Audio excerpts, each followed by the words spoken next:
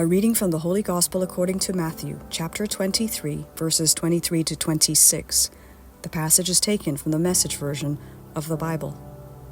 Jesus said, "You're hopeless, you religion scholars and Pharisees, frauds. You keep meticulous account books, tithing on every nickel and dime you get.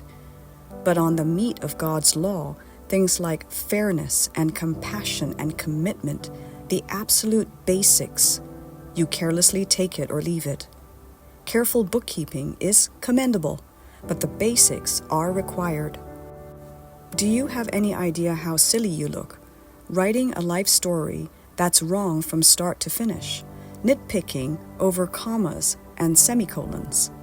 You're hopeless, you religion scholars and Pharisees, frauds. You buff the surface of your cups and bowls so that they sparkle in the sun, while the insides are maggoty with your greed and gluttony. Stupid Pharisee. Scour the insides, and then the gleaming surface will mean something." The Gospel of the Lord. Good morning. Welcome to Coffee with God, and I am Father Joseph Matthew. Today, on the 26th of August, we reflect on the Holy Gospel according to St. Matthew, chapter 23, verses 23 to 26. Clean on the outside, cloudy within. In today's Gospel, Jesus criticises the scribes and Pharisees for worrying about minor details but missing the bigger issues.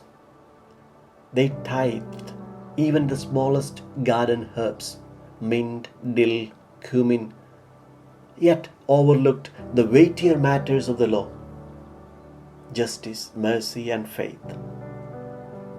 We should remember that Jesus is not opposed to careful obedience to the law of Moses. However, when minor religious acts replace the great calls of God, something has gone wrong. A person might spend hours perfecting rituals but neglect the neighbor in need.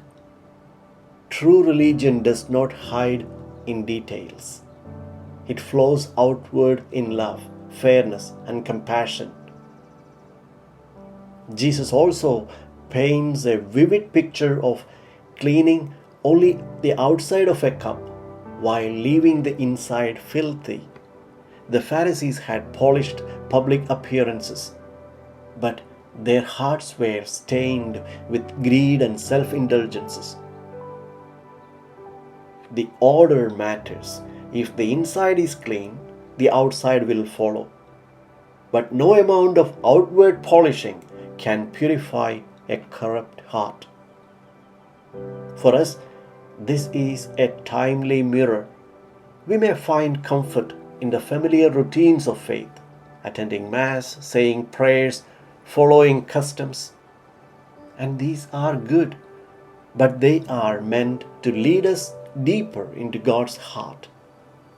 When they become ends in themselves, we risk the same blindness Jesus warned against.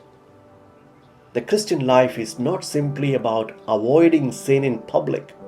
It is about letting Christ cleansing the hidden corners of our hearts, our motives, our desires, and secret thoughts. Justice, mercy, and faith are not optional extras. They are the core of the gospel. Today, Jesus calls us to let Him begin the cleansing where it matters most. That is within. Only then will our outward life truly reflect the God we serve. Amen.